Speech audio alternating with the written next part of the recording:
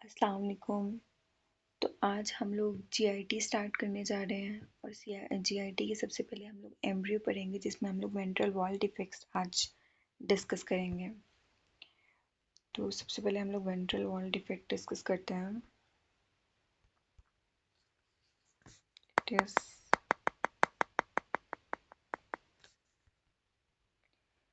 Ventral wall defects हमारे पास तीन होते हैं, ठीक है। First one is rostral fold, second one is lateral fold and third one is caudal fold. Okay wait,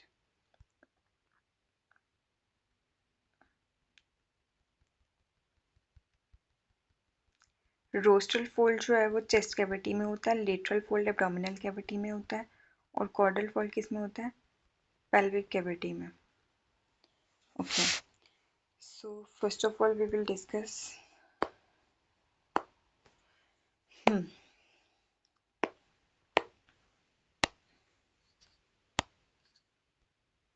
okay, ventral wall defects की बात करें तो सबसे पहले हम लोगों ने डिस्कस करना है वेंट्रल वॉल डिफेक्ट्स में इसके तीन फोल्ड्स होते हैं। First one is rostral fold, then lateral fold, then caudal fold. Okay, ventral wall defect, development of defect, ठीक है। इसमें क्या होता है कि तीनों फोल्ड्स का डिफेक्ट होता है, ठीक है।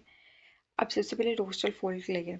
Development developmental defects due to failure of rostral fold layer, मतलब रोस्टल फोल्ड जो है फेल टू क्लोज होता है, क्लोज नहीं हो पाता, जिसकी वजह से क्या होता है हमारे पास स्टर्नल डिफेक्ट्स आते हैं। स्टर्नल डिफेक्ट्स में सबसे इंपॉर्टेंट हमारे पास आता है एक्टोपिया कॉर्डिस। एक्टोपिया कॉर्डिस क्या होता है कि पेशेंट का जो हार्ट है वो हमें आउटसाइड ऑफ चेस्ट कैविटी नजर आता है। क्या है? पेशेंट का जो हार्ट है वो आउटसाइड ऑफ चेस्ट कैविटी हमें नजर आता है।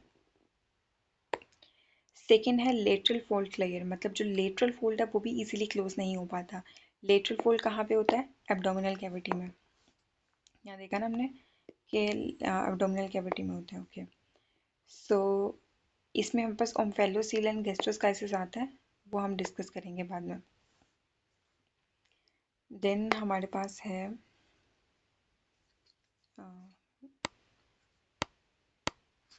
ओके,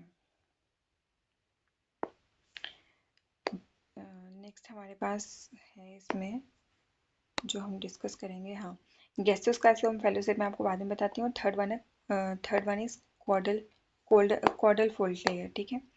कॉर्डल फ्लोर लेयर में ब्लैडर एक्स्ट्रॉफी आता है। ब्लैडर एक्स्ट्रॉफी क्या आता है?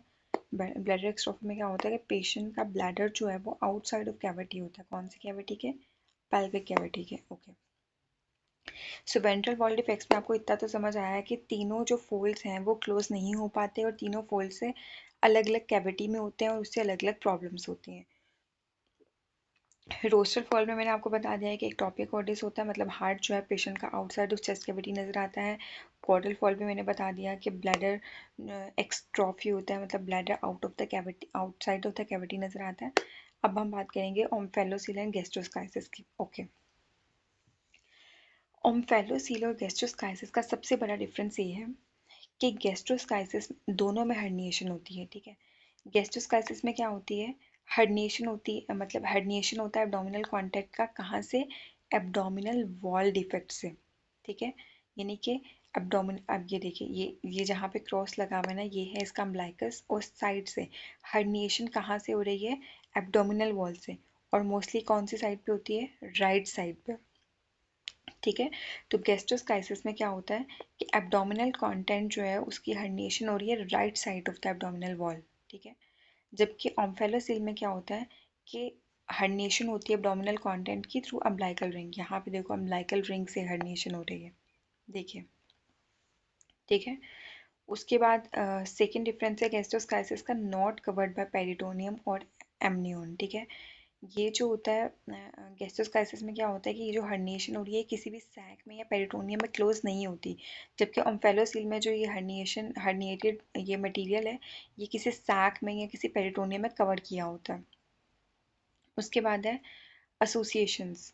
जो गैस्ट्रोस्काइटिस है not commonly associated with chromosomal abnormalities, इसमें कोई भी क्रोमोसोमल एब्नॉर्मलिटीज नहीं होती, इसलिए इसकी प्रोग्नोसिस गुड होती है। और इसमें जो है ओम्फेलोसील में ये एसोसिएट करता है congenital anomalies, trisomy 13 like Edward and 18 Patau syndrome, and Beckwith Wiedemann syndrome and other structural abnormalities आ जाती हैं जिसमें cardiac and GU neural tube आ जाता है।